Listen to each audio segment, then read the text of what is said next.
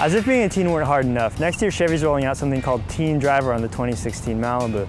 Now think of it as a monitoring system for parents to keep track of their teen drivers. Now it doesn't tell you where they went or who they went there with, but it does give you a pretty good sense of how they're doing as drivers. It's kind of like a report card. In fact, the car calls it a report card.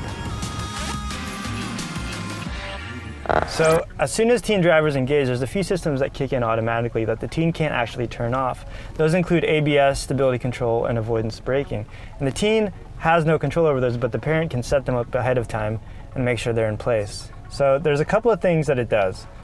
The most notable is that it cuts the audio as soon as you release the seatbelt. So let's say we have some music going.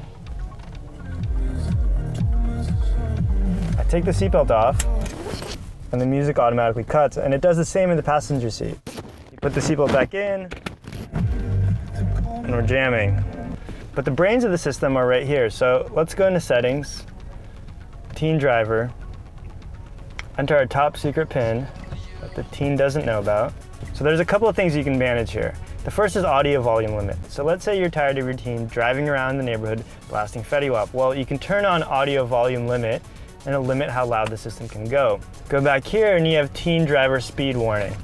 So this lets you set up a number. So let's say you want to be alerted every time your teen goes 65 miles an hour. Well, you can do that, and every time the car hits 65 miles an hour, it'll register on the report card.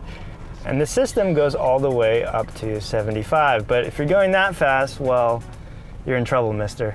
This is the readout. So this is probably the most important part. This is the report card, as if teens didn't have enough report cards.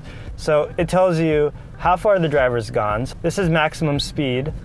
This is over speed warning. This tells you how many times the teen went over the speed warning that you set. Forward collision alert, forward collision braking alert, stability control, and ABS active. One of the things you might be wondering is, this sounds very dystopian having all this information flying around. But in fact, all of this information stays in the car, and if the parent wants this readout, they have to actually physically come into the car and read it. There's a couple of reasons for this. It's mostly security and privacy, but there's a more fundamental reason, and that is if you need a constant alert to how your teen is driving in real time, maybe you don't trust your teen to drive at all.